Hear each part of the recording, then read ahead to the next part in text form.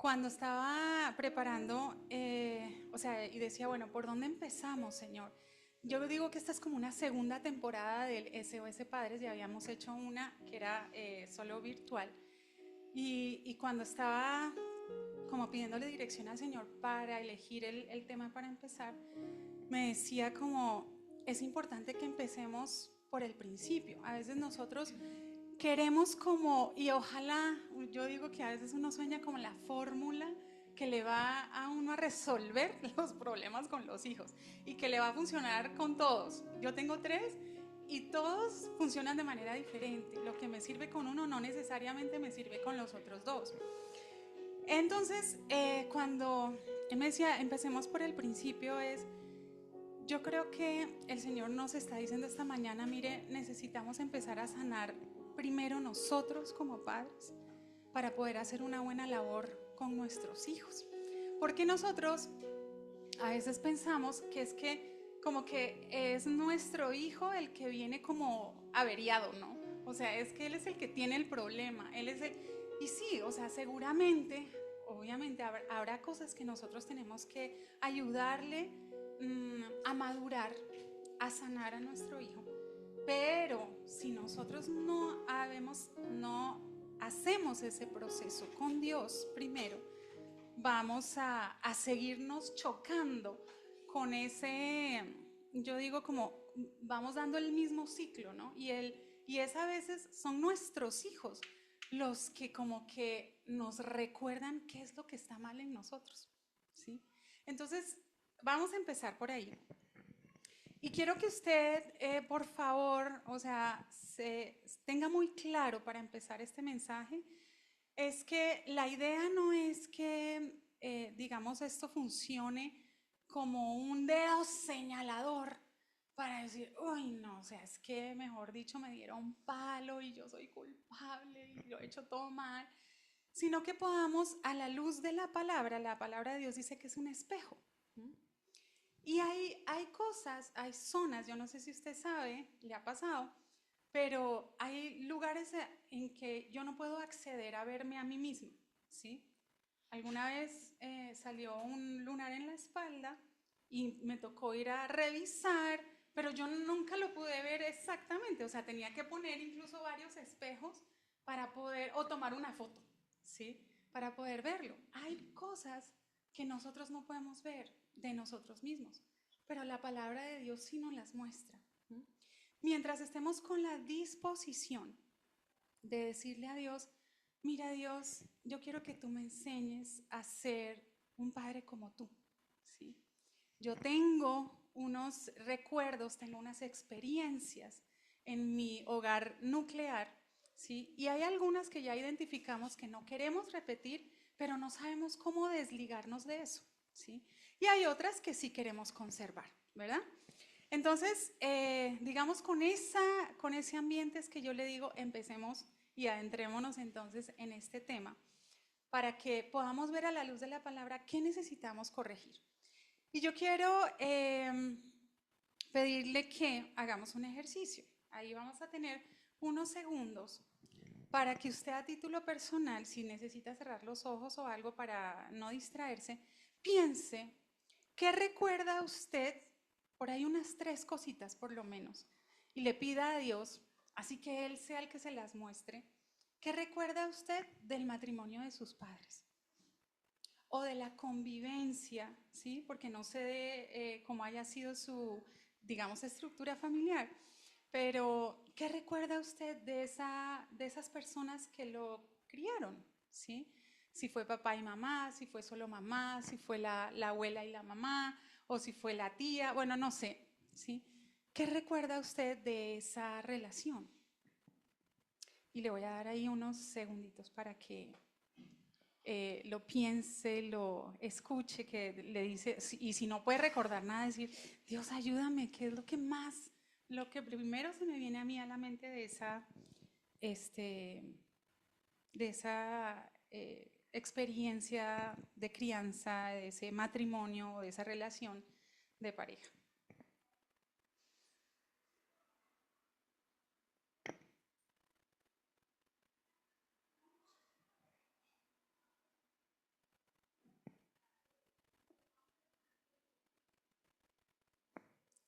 Listo.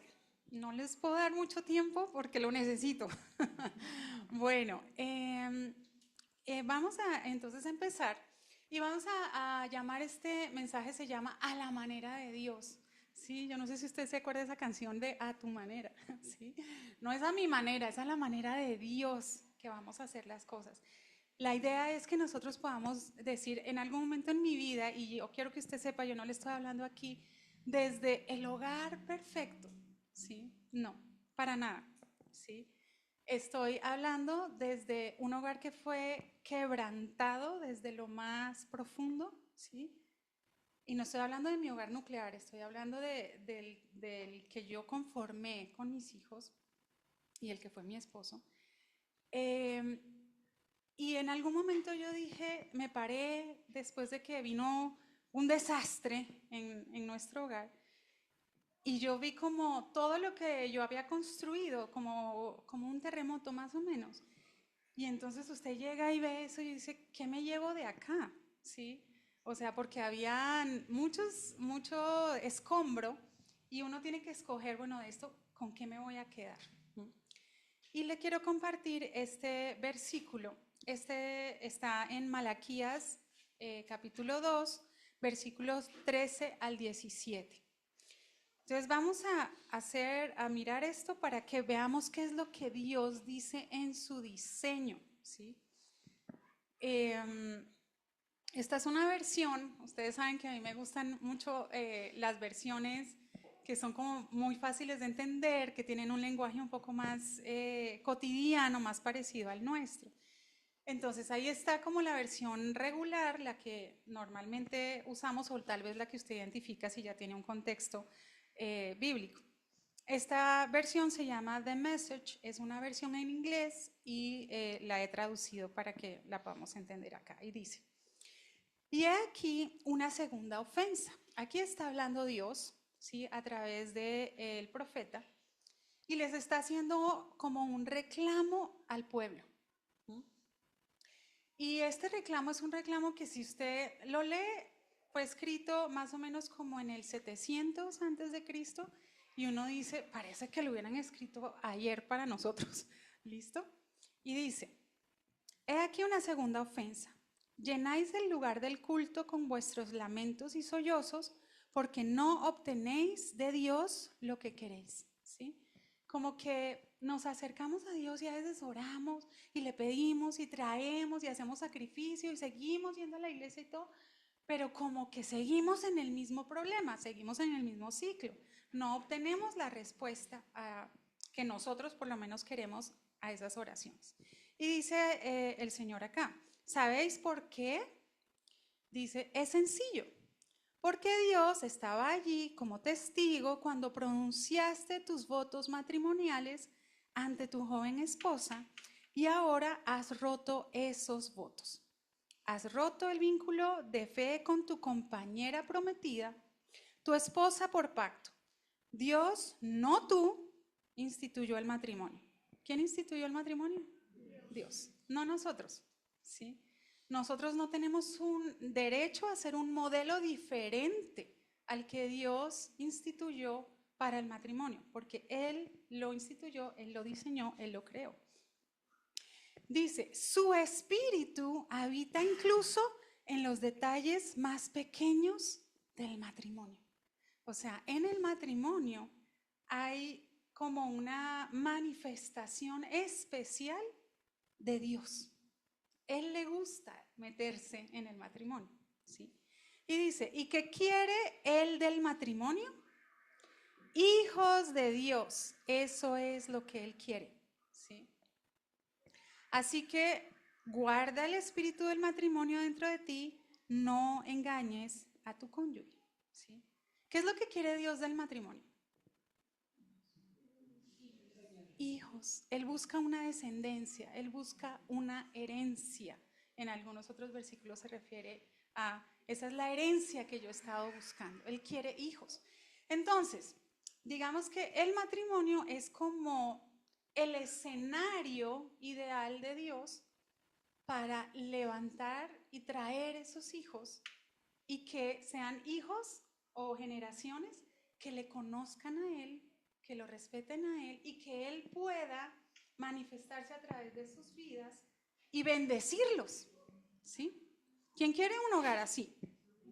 Bueno, yo también, yo quiero un hogar así. Entonces, para eso, ¿por dónde tenemos que empezar?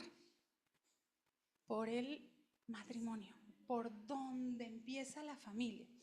Ahora, entiende por qué ahora el matrimonio está siendo tan atacado en todos los aspectos, ¿sí? Porque ese es, digamos, el escenario como más propicio para que se pueda levantar una generación fuerte, sana, ¿sí? Como firme y que tenga bendición y trascienda, ¿sí? Que pueda levantarse de las dificultades. No está diciendo que nunca las van a tener, ¿sí? Y si usted va un poquito más allá, uno de los objetivos de la Agenda 2030, que ya no es 2030, sino 2045, porque no les alcanza el tiempo, es la destrucción de la familia, ¿sí? Entonces, en el versículo 16, en esa misma cita que estábamos, dice, odio el divorcio, dice el Dios de Israel, el Dios de los ejércitos dice, odio la violenta desmembración de una sola carne del matrimonio. Wow, o sea, por eso me gustan estas versiones. Dice, ¿qué es el divorcio? Es una violenta desmembración de una sola carne del matrimonio. Así que ten cuidado, no bajes la guardia, no seáis infieles, ¿sí? O sea, Dios cuando hay un matrimonio sí interviene para que haya, ya no sean dos, sino que sean una sola carne, ¿sí? Ahí pasa algo espiritual importante. Y por eso él dice, odio el divorcio, porque al despegar eso, hay como una desmembración, como unos desgarres, ¿sí? Entonces, él dice, eso no, eso lo odio, ni siquiera es así como medio, pues no, o sea, yo preferiría que, no, él dice, odio eso. Y en otras versiones, dice aquí, les leo nuevamente. Inundáis el altar del Señor con lágrimas, lloráis y gemís, porque Él ya no mira con agrado vuestras ofrendas, ni las acepta con complacencia de vuestras manos. Preguntáis, ¿por qué? Es porque el Señor es testigo entre vosotros y la mujer de vuestra juventud. Le habéis sido infieles, aunque ella es vuestra compañera. O sea, a pesar de que sigan juntos, ¿sí? Aunque ella es vuestra compañera, la esposa de vuestro pacto matrimonial. Entonces, lo que yo quiero que usted vea acá es, bueno, vamos a tener varias perspectivas. ¿Qué está pasando con el matrimonio a nivel mundial? ¿Cómo lo estamos viviendo también aquí en Colombia? ¿Sí? ¿Cuál ha sido la perspectiva o la experiencia, digamos, del matrimonio en mi familia, ¿sí? Antecesores? ¿Y cuál es la que yo estoy también viviendo personalmente? ¿Sí? Porque si bien puede que ya usted no esté casada o casado, ¿sí? Pero de alguna manera usted sí está dando un mensaje en algún momento de lo que usted cree que el matrimonio es, ¿sí? Yo podría haberles dicho, por ejemplo, a mis hijas, no se vayan a casar nunca en la vida, eso es lo peor que le puede pasar a uno, vean, no, ¿sí? A pesar de que ya, digamos, uno haya, entre comillas, solucionado su tema, la postura que uno tiene sobre el matrimonio es algo que nos va a afectar y que afecta nuestra relación con Dios, porque aquí Él está diciendo, ¿por qué no te puedo contestar? ¿Por qué no puedo intervenir? ¿Sí? Porque es que mira que lo que es tan importante para mí, tú lo has desdibujado, tú le has dado una interpretación personal, tú has hecho de eso algo personal y no te has ajustado a lo que yo diseñé para tus hijos, ¿de acuerdo? Listo. Y en Oseas 4:6, esta es palabra fuerte, por eso yo les digo, abróchese el cinturón, ¿sí? Y no pierda la perspectiva de lo que les dije al principio de por qué estamos viendo esto, ¿sí? En Oseas 4:6 dice, mi pueblo está arruinado porque no sabe lo que es correcto o verdadero. O sea, han pasado, aquí, este fue escrito más o menos como en el 300 antes de Cristo. Miren que es más o menos como el mismo reclamo que Dios sigue haciendo. Y dice, no sabe lo que es correcto o verdadero. Es decir, pasan tantas generaciones en las que se ha en cada generación como editado la versión de lo que es el matrimonio, ¿sí? Que después de unas 10 o 15 generaciones ya, ¿sí? Digamos, irse a vivir juntos no pasa nada, o sea, es normal, incluso los padres lo permiten, ¿sí? La inversión de los roles, o sea, la mujer empieza a hacer lo que el hombre debería hacer y viceversa. El feminismo o el machismo, ¿sí? Empieza a ser parte de esos ingredientes. Incluso hoy en día la construcción o aprobación de familias homoparentales, ¿sí? O sea, 2 hombres o 2 mujeres. Todo eso son distorsiones de lo que, del diseño original de Dios. Y entonces él dice, ya no, mi pueblo no sabe ni qué es correcto o qué es verdadero, porque le han dado la espalda al conocimiento. Yo les he dado la espalda a ustedes, sacerdotes, porque os negáis a reconocer la revelación de Dios. Ya no reconozco a sus hijos, ¿sí? En otras versiones dice, si ustedes se olvidan de mis preceptos, se olvidan de lo que yo he mandado, pues yo también me voy a olvidar de sus hijos. Entonces uno dice, eso es algo que yo no quiero que pase, ¿sí? Entonces sí necesitamos, por eso el título del mensaje es a la manera de Dios. Tenemos que regresar a la manera de Dios. Si queremos que Dios intervenga y nos ayude en ese criar a nuestros hijos, en levantarlos para Él, pues necesitamos hacer las cosas de manera a la manera de Él. Y eso es una decisión que nos compete es a nosotros, independientemente de lo que hayamos vivido. Entonces, les traigo aquí una, si podemos pasar a la siguiente, Sebas, las 2 siguientes. Vamos a ver rápidamente unos efectos, hasta ahí, efectos que trae el divorcio, ¿sí? Y por eso les digo, acá no se trata como de culpabilizarnos, condenarnos, ¿sí? Sí de reconocer si hemos estado haciendo algo diferente a lo que Dios ha mandado para que podamos alinearnos a lo que Él dice. ¿Listo? Les advierto que estas, digamos, características que vamos a ver, no todos los niños viven el divorcio de la misma manera, ¿sí? Pero sí hay como unas cosas en común. Y depende de también la situación particular de cada hogar, quienes intervengan, quienes no. Pero esto más o menos es como unas generalidades. Ese dibujito que ustedes ven ahí es el dibujito de un niño de 7 años que está viviendo el divorcio de sus padres en ese momento. Si ustedes ven, él dibuja a su papá, dibuja a su mamá y dibuja a su mascota cuando le dicen que dibuje su familia. Y él no se dibuja a sí mismo. Esa es una de las, digamos, psicológicamente hablando, como algunos indicios de que el niño ya no sabe cómo encajar en esa relación, ya no sabe cómo puede él, digamos, interactuar en esa dinámica, ¿sí? Son cosas fuertes que suceden.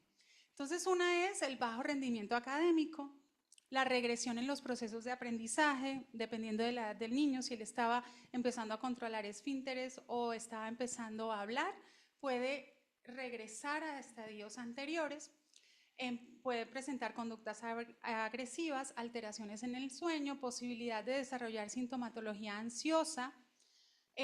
Los adultos cuyos padres se divorciaron en comparación con otros adultos que no son hijos de padres divorciados, obtienen menos educación e informan que su infancia era más difícil, tienen un menor bienestar psicológico y más problemas con sus propios matrimonios, incluyendo un mayor riesgo de divorciarse. Creo que podemos ir como entendiendo por qué Dios dice, odio el divorcio, ¿sí? Ok, entonces es para que vayamos como sintonizando ahí, entendiendo Dios en su sabiduría por qué decide o manda estas cosas. Dice también, a lo largo los niños, bueno, ya les leí esa parte, dice, entre los principales hallazgos figuran menores ingresos, obviamente en el hogar, mayor riesgo de embarazo adolescente, encarcelamiento y muerte temprana, aunque el estudio remarca que estos efectos no se deben únicamente al evento legal, digamos, de la separación o el divorcio, sino a una constelación de factores desencadenados a partir de la ruptura familiar. ¿Listo? Entonces, cuando uno dice, ve esto, uno dice, no, terrible, ¿sí? Y yo no quiero acá, o sea, si usted ha pasado por para el divorcio o está pasando por un divorcio o ya se divorció, ¿sí? La idea, como les digo, de esto no es coger y poner el dedo señalador, les digo, es algo que yo también experimenté, ¿sí? Y es algo que es muy difícil, pero también puedo decir que cuando nosotros nos acercamos a Dios y le podemos reconocer a Él en las cosas que hemos fallado, en las cosas que nos hemos equivocado, ¿sí? No tener una postura orgullosa y decir, soy felizmente divorciada, como muchas personas a veces lo hacen. No es eso, ¿sí? Pero yo sí digo, Dios puede restaurar la familia, Dios puede restaurarlo a uno a nivel personal. Y desde ese punto podemos decir, yo me quiero alinear, Señor, y poder propiciar las condiciones lo más parecido a lo que tú diseñaste, ¿sí? Y con eso Dios trabaja y hace cosas poderosas. Y si no, pregúntenle a mis hijas que también andan por ahí. Listo. Entonces, ¿cuál es el plan de Dios original? Vamos a la siguiente. Es bendecir a cada familia, ¿sí? O sea, cuando Dios inventa la familia, Él la quiere es bendecir. O sea, todo lo que Él dice o hace o establece es para poder bendecir a la familia. ¿Qué es bendecir? ¿Usted tiene idea más o menos de qué es bendecir? Hablar bien. Eso es parte, digamos, en la etimología, en la definición de la palabra bendecir en griego es hablar bien y viene de una raíz que se llama elogio, ¿sí? Que para nosotros en español el elogio tiene que ver, pero digamos que va mucho más allá, ¿sí? Es parte de, pero tiene un ingrediente todavía más profundo. La bendición es cuando Dios utiliza a un ser humano para establecer su imagen y su propósito en otro ser humano, ¿sí?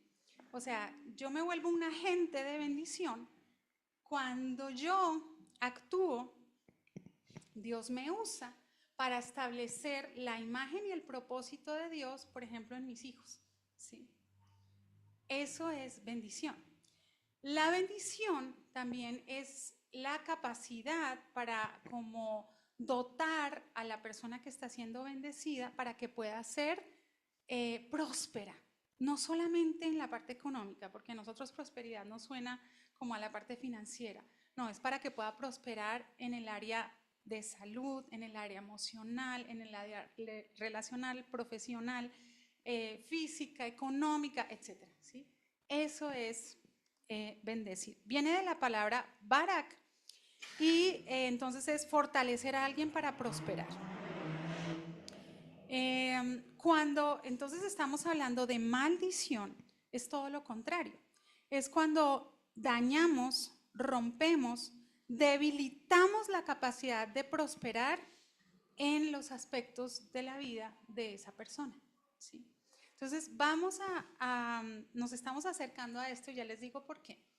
Dios establece en su palabra 7 tiempos críticos de bendición que están allí.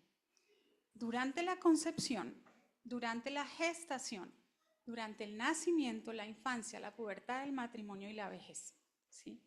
Entonces, Dios diseña el matrimonio, el hogar de hombre y mujer, para que en ese escenario los hijos reciban bendición, capacidad para ser prósperos, ¿sí? En cada una de esas etapas de su vida. Cuando no hay un escenario de hogar, esto es muy difícil. Es difícil incluso, o nosotros no tenemos la costumbre porque no tenemos una cultura de bendecir a nuestros hijos. ¿Cuándo fue la última vez que usted bendijo a sus hijos? Pero no bendecir de bendición, mamá, vaya, mijo, ¿sí? No, no, no.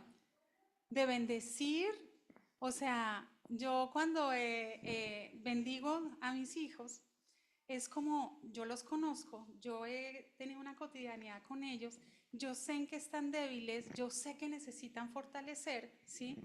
Y eso es como cuando uno les compra, digamos, van de viaje y van para un lugar donde hay nieve, supongamos, ¿sí? Y uno dice, van a necesitar un gorro. O sea, la ropa que tienen aquí no les va a servir para eso. Entonces, cuando yo los bendigo, yo digo, para ese colegio, para ese examen, para ese trabajo, para eso que necesitas hacer, vas a necesitar un equipamiento especial. Entonces, te bendigo para que tu carácter pueda hacer esto, para que tengas conciencia, para que estés en alerta de esto. Es una bendición como hecha a la medida de cada uno. ¿Cuándo fue la última vez que usted bendijo a sus hijos? Es para que lo piensen, ¿sí? Entonces, aquí vamos, es para que empecemos y usted pueda decir, bueno, yo quiero empezar o quiero convertirme en un agente de bendición para mis hijos. Entonces, primero, organicemos nuestra parte ahí en Malaquías. Si usted ahí necesita ayuda, se acuerda que el pastor decía, dan consejería, sacamos tiempo para poder organizar esa parte. Y segundo, puede ir adaptando estos consejos que vienen aquí adelante. Entonces, algo que necesitamos entender es que Jesús, por ejemplo, hasta Jesús necesitó la bendición de su Padre. ¿Usted sabía eso?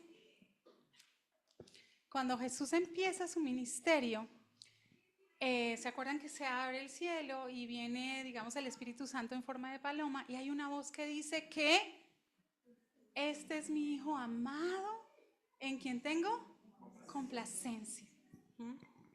Resulta, yo no sé si usted se había puesto a pensar en eso, pero en la cultura judía, en especial cuando ya los hijos son adultos, se hace una bendición en diferentes momentos como estos, pero hay una bendición especial cuando ellos ya van a salir de casa. El padre los bendice. El padre es el que tiene, digamos, ese llamado a bendecir a sus hijos. En el caso de Jesús, digamos que no sabemos bien si él tenía todo esto, porque digamos que el nacimiento de Jesús fue de dudosa procedencia, digámoslo así, porque pues María había quedado embarazada antes de desposarse o casarse con José. Entonces, como que de alguna manera quedaba en el ambiente ese, este es el hijo, ¿de quién será el hijo de, cierto? Y eso en ese momento pues obviamente tenía un quebrantamiento muy fuerte en la identidad de la persona. Dicen también en los estudios de psicología y todo eso, que esa bendición de este es mi Hijo amado en quien tengo complacencia, es una bendición que todo ser humano busca a lo largo de su vida. Y es, soy aceptado, soy amado por mi Padre. Primeramente, o sea, al primero que tenemos ahí es el Padre terrenal. Y pues acá era el Padre de Jesús, ¿sí? Pero es algo que estamos buscando y anhelando con todo el tiempo, ¿sí? Saber que ese papá y esa mamá terrenal nos aman y nos aceptan como somos. Pues Dios lo hizo con Jesús, dijo, este es mi Hijo amado en quien tengo complacencia. De alguna manera eso le dejó claro a cualquiera que quería levantar un dedo acusatorio frente a la identidad de Jesús, que le quedara claro que Él era su Padre, ¿sí? y que tenía ese llamado y ese propósito. Entonces miren lo importante que es la bendición paternal. Entonces, ¿cómo vamos a llegar? Vamos a la siguiente. ¿Cómo vamos a llegar entonces a desarrollar esa cultura de bendición para nuestros hijos? ¿Sí? Entonces, si ustedes ven en esa imagen, cuando los niños no tienen todavía capacidad para decidir, Dios inventa estas dos figuras que se llaman mamá y papá, para que a través de la decisión de ellos, Él pueda obrar en favor de protección de esos niños que todavía no tienen criterio para decidir, ¿sí? Porque Dios siempre respeta nuestro libre albedrío y nuestra libertad para decidir. Entonces, cuando los niños no tienen esa capacidad todavía, para eso están los padres. Entonces, por eso es tan importante que nosotros restablezcamos la figura y lo que nosotros estamos pensando acerca de lo que el matrimonio es. ¿Sí? Vamos a la siguiente. Entonces, ¿cómo instauramos esa cultura de bendición y cómo me convierto en un agente de bendición para mis hijos? ¿Sí? Lo primero que vamos a mirar es Jeremías 6:16, que dice: así dijo Jehová, paraos en los caminos y mirad y preguntad por las sendas antiguas cuál sea el buen camino y andad por él y hallaréis descanso. Es como, mire, haga un alto en el camino, ¿sí? Cuando usted tenga que decidir, ¿será que es que lo que está diciendo el mundo en este momento para conformar familia es algo a lo que yo debo atender? ¿Sí? ¿Será que lo que yo viví en mi historia familiar es algo que me va a servir para repetir en historias para la crianza de mis hijos? O en ese alto yo digo, conociendo lo que Dios dice acá, me he distanciado de lo que Dios ha dicho y yo necesito, o sea, yo puedo ser esa persona en mi familia que diga yo voy a hacer las cosas diferente a como la hicieron mis padres, a como la hicieron mis abuelos, y yo voy a ser un agente de bendición y voy a crear una cultura de bendición para mis hijos y voy a crear una atmósfera de bendición con lo que en ese momento tenga. ¿Listo? Entonces, lo primero que vamos a hacer es eso, el alto en el camino, y tenemos que decidir por dónde nos vamos a ir, ¿sí? Tenemos que pedir indicaciones para llegar a ese camino antiguo, ¿sí? Dice, buscad las sendas antiguas, cuál sea el buen camino y andad por él y hallaréis descanso. Entonces, necesitamos descubrir ese camino correcto, ese buen camino para nuestras almas. Y tenemos que diferenciarlo. Yo quiero que usted ahorita también haga ese ejercicio. ¿Cómo nos hemos distanciado del verdadero camino en relación a la construcción de la familia? Esa es la primera pregunta que usted ve ahí, ¿sí? ¿Cómo nos hemos distanciado del verdadero camino en relación a la construcción de la familia? ¿Sí? O sea, ¿qué es lo que yo estoy pensando que es diferente a lo que Dios ha dicho? ¿Sí? En cuanto a cómo se construye una familia. Si yo puedo, y por eso les digo, hay que preguntar por el verdadero camino para poderlo tomar. Alguien que nos instruya, alguien que nos diga cómo es que es.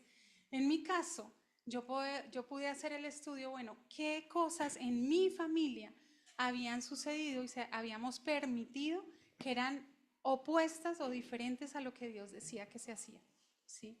Y uno con ese apellido dice, en nombre de ese tío, ese abuelo, ese papá, yo pido perdón, Señor, por eso que en algún momento creímos que se hacía, y regresar al camino. Después de ese tsunami que les digo, que pasó en mi vida, que yo me paro y digo, todos los ladrillos que yo había puesto de la casa, o sea, yo creo que ¿qué quedó de ese tsunami? Yo dije, pues quedaron 3 hijos, creo que eso era lo más valioso que yo tenía para seguir adelante. Pero algo que yo digo, y por eso les digo que esto no es a manera acusatoria, esto es a manera de que podamos decir, Dios, ¿qué estamos haciendo? Y tenemos tiempo. Hoy Dios nos está diciendo, mira, hay tiempo para regresar, podemos hacerlo, yo te voy a ayudar, ¿sí? Y el Señor me dice en Oseas 2, 19, 20, dice, Mari, Mari, yo volveré a casarme contigo y serás mi esposa para siempre. Cuando tú seas mi esposa, realmente llegarás a conocerme. Seré para ti un esposo fiel, sincero y lleno de amor. ¿Sí? Entonces, nosotros podemos coger todos los patrones que el mundo nos ofrece para salir de ese tsunami, ¿sí? Que se llama separación, divorcio, hogar quebrantado, o no matrimonio, madre soltera, lo que usted quiera, o sea, como se haya distanciado. Y tomar esos patrones o decirle, Señor, yo quiero creer en ti y yo quiero desposarme contigo. Yo quiero que tú tomes el lugar de esa persona que se fue, ¿sí? Yo quiero que tú vuelvas a poner, ese tsunami se llevó el techo de mi casa, yo quiero que tú vuelvas a ser el techo de mi casa, ¿sí? Y esa es la respuesta de Dios, o sea, Dios quiere bendecirnos.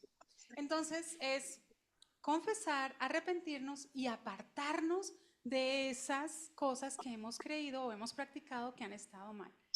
Luego, ¿cómo creamos una atmósfera de bendición? Y con esto termino estas últimas dos cositas es, ¿qué es lo que pasa? Lo primero que nosotros necesitamos entender que el evangelio verdadero es para poder crear una atmósfera de bendición. Porque yo puedo querer bendecir a mis hijos, pero la atmósfera en mi casa es, mejor dicho, una cosa que eso plato va, plato viene, sí, grito va, y la corrección con mis hijos es, digamos, dolorosa, ¿sí? Deja cicatrices. Entonces, lo primero que yo debo entender es que yo debo separar la identidad del comportamiento, ¿sí? Si usted se quiere llevar algo hoy claro de esta conversación, es esto. Separe la identidad del comportamiento de sus hijos. Les voy a poner un ejemplo.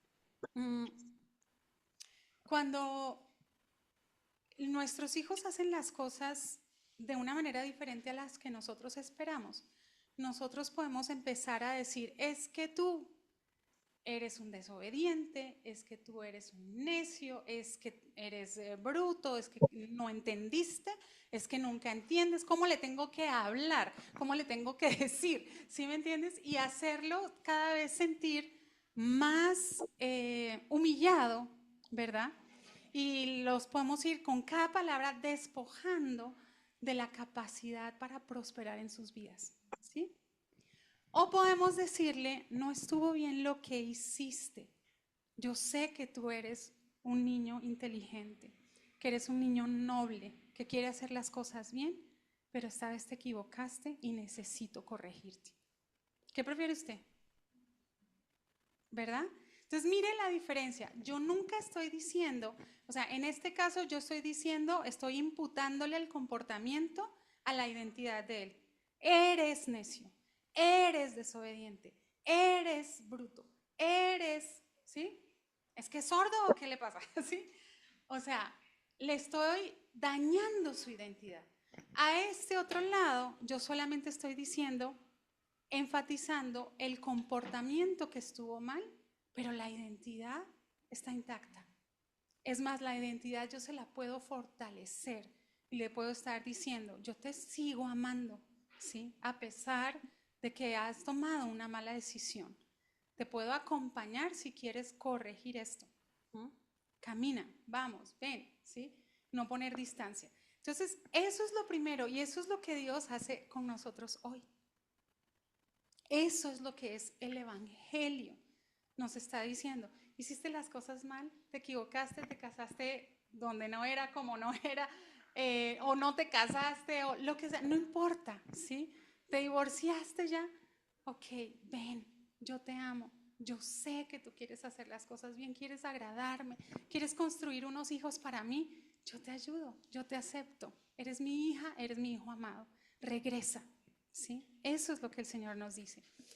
Segundo, reconocer en qué momento estoy descalificado para disciplinar. Si yo quiero una atmósfera de bendición, yo tengo que reconocer en qué momento digo, me declaro impedida. Sí, porque estoy con la piedra afuera, porque ese niño me recordó, mejor dicho, hasta lo que, ¿sí? Todas las cosas, incluso fue como un espejo de lo que yo viví, ¿sí? O sea, cuando riegan todo, después de uno haber hecho todo el aseo, después de, sí, en cosas pequeñas como esa, y uno se acuerda del papá que le sacó, pues, y le dijo y lo humilló, y todo eso se le revuelve a uno.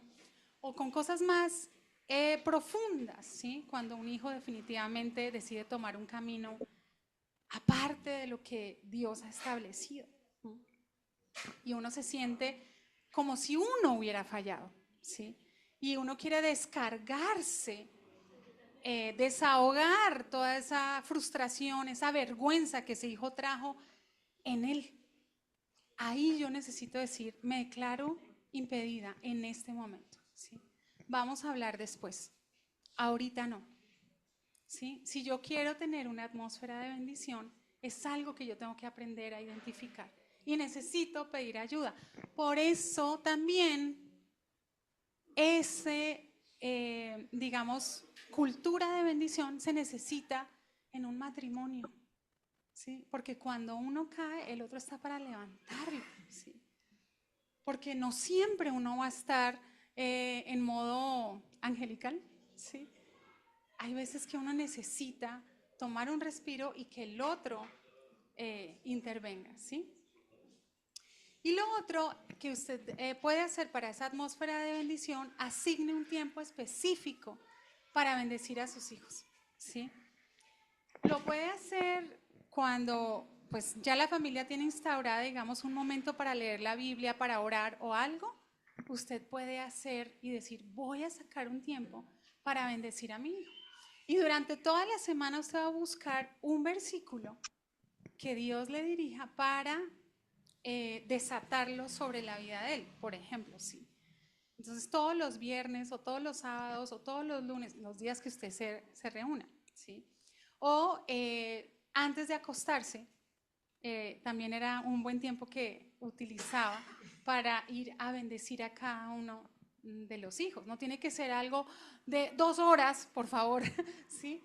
Puede ser algo muy sencillo, pero empiece y decida, voy a bendecir a este hijo, Señor. Ayúdalo para que pueda ser más obediente. Trata con su carácter, moldéalo, Señor. Déjale sentir que es amado, que es aceptado, que aquí lo queremos. Todo lo que usted ve que a él le hace falta, ahí lo puede usar para bendecir. Y finalmente, que usted tenga claro que cuando un padre tiene la identidad y el comportamiento fusionados en su mente, ese padre va a tener una tendencia a actuar más en el antievangelio que en el evangelio. Y les voy a explicar eso cómo funciona. ¿Cuál es el antievangelio? El antievangelio es el que dice, si haces lo correcto, te amaré, te valoraré y te bendeciré. Si no haces lo correcto, baila. Si no haces lo correcto, olvídate. ¿Sí?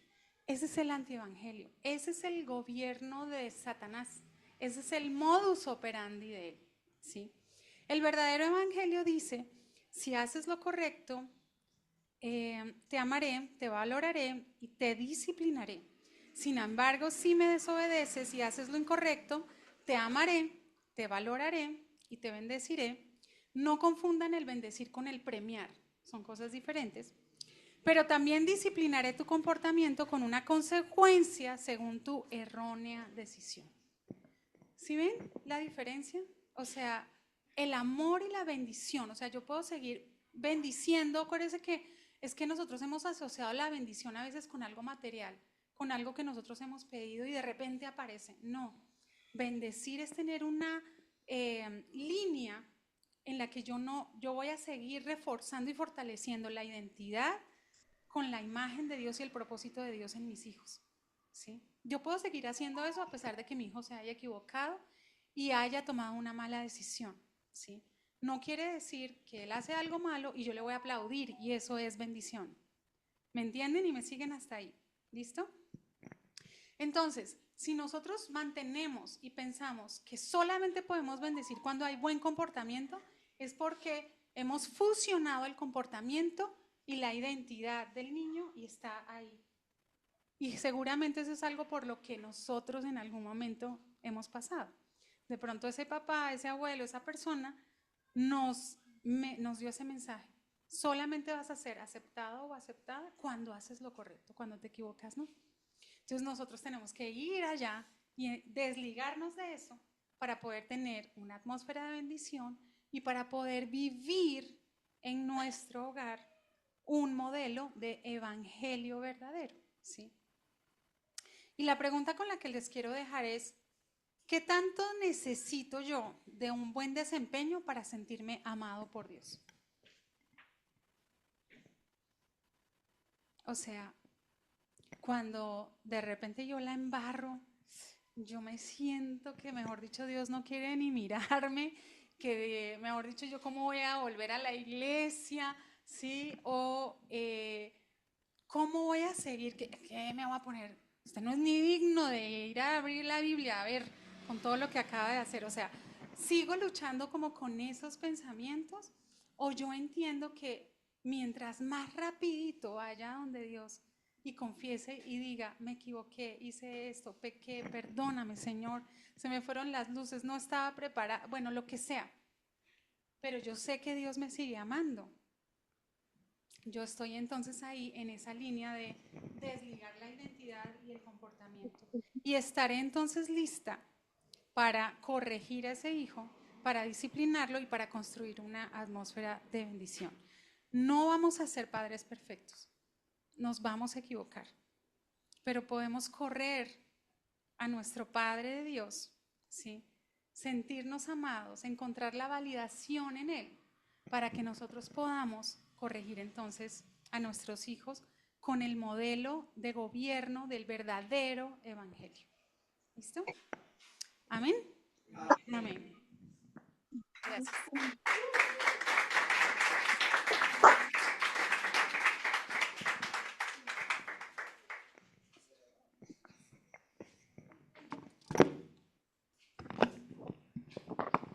Bueno, muy bien. ¿Cuántos se sintieron hoy bendecidos? ¿Cuántos se sintieron redarguidos? ¿Cuántos sienten que se equivocaron con usted, sus padres? Y no estamos aquí para juzgarlos, estamos aquí para retroalimentar. ¿Y cuántos se sienten retados a cambiar? ¿Cuántos tienen hijos menores de edad acá? Levanten la mano. Ok.